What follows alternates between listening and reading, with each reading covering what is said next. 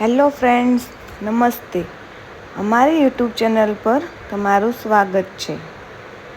આજે આપણે બનાવીશું ટોપરા પાક, જે સ્પેશિયલ રક્ષાબંધન તેમજ બીજા તહેવારોમાં પણ બનાવવામાં આવે છે.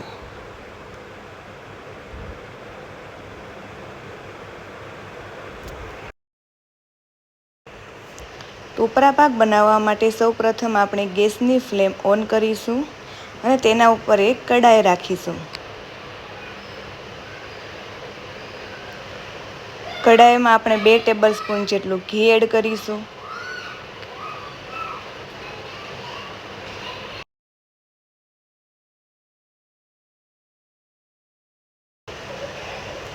ઘી થોડું ગરમ થઈ જાય ત્યારબાદ આપણે 1 કપ ટોપરાનું છીણ ઉમેરીશું. ત્યારબાદ ટોપરાના છીણને બરાબર રીતે મિક્સ કરી લેશું.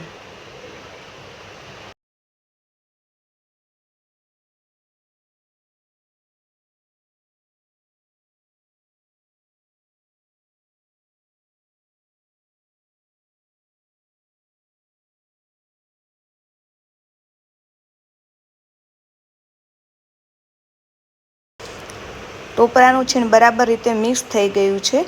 હવે આપણે તેમાં 1 કપ જેટલું દૂધ ઉમેરીશું.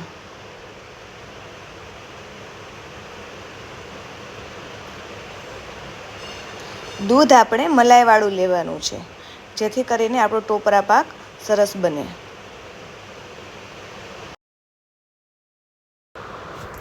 દૂધ થોડું ઓબ્ઝર્વ થઈ જાય ત્યારબાદ તેમાં અડધો કપ જેટલો દૂધ પાવડર ઉમેરીશું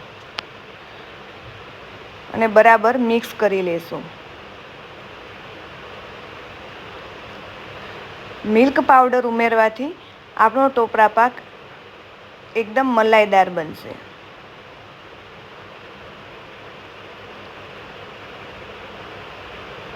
હવે આપણું મિક્સચર બરાબર મિક્સ થઈ ગયું છે. હવે આપણે એમાં અડધો કપ જેટલી ખાંડ ઉમેરીશું.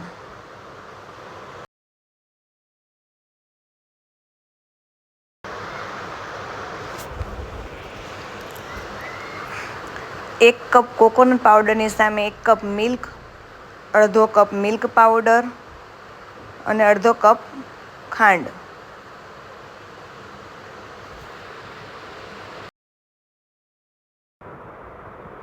જ્યાં સુધી દૂધ ઓબ્ઝર્વ ના થઈ જાય ત્યાં સુધી આપણે આ મિક્સચરને લો ફ્લેમ પર સતત હલાવતા રહીશું. 10 મિનિટ થઈ ગઈ છે અને આપણું ટોપરા પાકનું મિક્સચર રેડી થઈ ગયું છે. ખૂબ જ ગરમ છે, તેથી આપણે એને 5 મિનિટ સુધી ઠંડુ થવા દઈશું.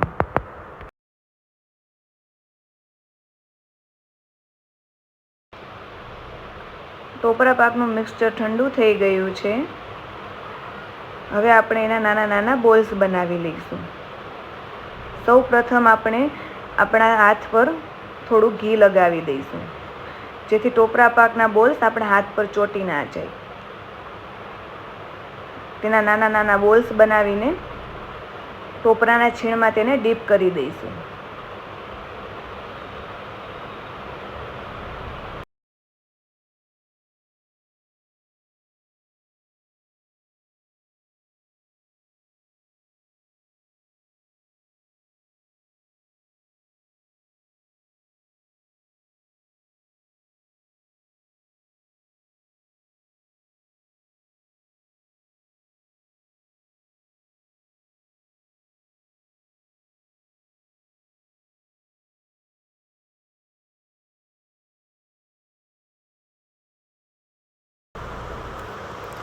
હવે આપણો ટોપરા પાક રેડી થઈ ગયો છે.